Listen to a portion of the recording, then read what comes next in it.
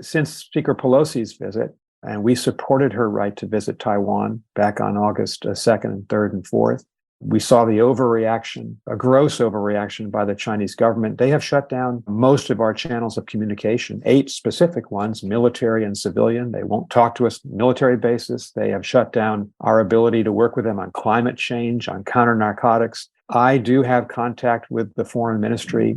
We've had a series of contentious meetings, most of them running, 2.5, 3, 4 hours.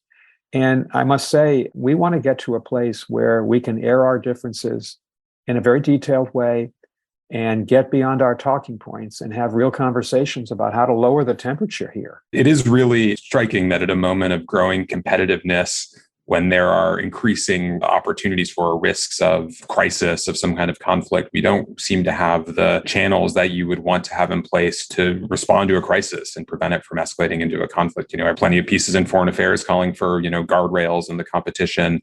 It seems very, very hard to have guardrails if military leaders can't get on the phone and talk to one another or to resolve a crisis. Are you worried about the lack of that connectivity and what it might mean in a time of competition? And I live, by the way, I know a lot about the Shanghai Cooperation Organization because I live about 150 yards from it. It's right around the corner from my house, the headquarters. So I walk by it frequently and think, well, it's an impressive organization, but it's not NATO. It's not the US-Japan alliance. It's not the US-South Korea alliance. And so, we're very definitely, and I'm doing this, sending the signal, look, we want peace, obviously. We want to have constructive relations, but we're not going away. We are a big part of the Indo-Pacific. And I think you've seen the president. He hosted a summit with ASEAN leaders, Association of Southeast Asian States, in the spring at the White House. He just hosted the first ever Pacific Island state. And we are part of the Pacific Islands. If you think about American history and geography and the place of Hawaii in this, as well as Guam and American Samoa, we've begun to assert in a very confident way, we are part of this region and will remain part of this region. I think it's taken some people, I'm thinking of editorial writers for the Global Times and others who opine here, by surprise, this degree of self-confidence and the accomplishments we've made. You mentioned Twitter and what you do on social media. I think your use of Twitter is relatively unique among ambassadors, certainly ambassadors to China. You talked about the importance of speaking out about both democratic values, but also, Chinese treatment of Uyghurs in Xinjiang or other actions that go against some of those values. What is your theory of the case for the kind of public outreach you're doing, given the difficulties that you face doing, more traditional public diplomacy in China right now? Well, that's the interesting question, Dan, because I'm so old that I started as a diplomat, as an intern in our embassy in Nouakchott, Mauritania in 1980. And in 1980, it was the middle of the Cold War. Diplomacy was kind of a closed environment. 98% of diplomacy was behind closed doors, behind a veil, and it wasn't public. But we live in a very different age where people are connected all over the world. Social media is a reality. You could use it productively and sometimes very significantly to conduct a relationship, to signal what your priorities are. So we've done 2 things. We are on Twitter, which is blocked in China, but not in the Chinese world around China. And there's some people in China are able to get around, I think, the firewall to be on Twitter. But Weibo and WeChat are enormously important social media platforms, and we're on them. We have over, I think, on all 3 platforms, 6 million people. I'm looking at my friend Max Stoneman here who told me that 6 million people who listen to us, and we're trying to do 2 things. On behalf of our administration, and obviously we're trying to speak out publicly in opposition to government policies here to which we fundamentally object.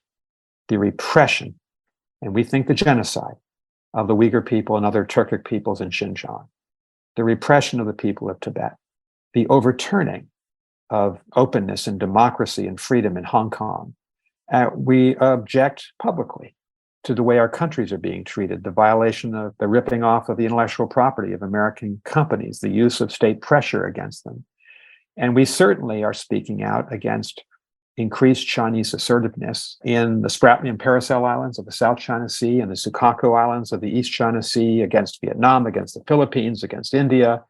So we don't shy away from criticism, and I've done that consistently since I got here. But on the other hand, the second thing we're doing is we're trying to reach out to the Chinese people. They are fed a steady diet of anti-American propaganda. I read the China Daily every day. My Mandarin's not good enough to read it in Mandarin. I'm a beginner, but I read it in English. And, it's just extraordinary to read every single day outright distortions of American policy. We're subjected to censorship here. When Secretary Blinken gave his very important speech on U.S.-China relations back on May 26th, we put it on our Weibo platform, and it was shut down and censored completely in 2.5 hours. A couple days later, we tried to sneak it back onto Weibo. It was taken down in 20 minutes.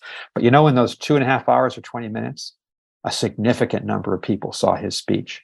So we're trying to engage Chinese people.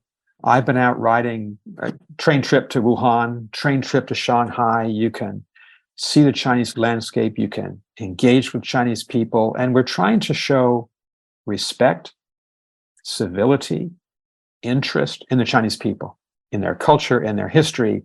And at the same time, we're being very straightforward and honest in criticisms of the government here. I think that's the right strategy. And I don't think, in 2022, you can have an effective American embassy anywhere in the world if you're not speaking to the people of the country where you're living. And there are 1.4 billion Chinese.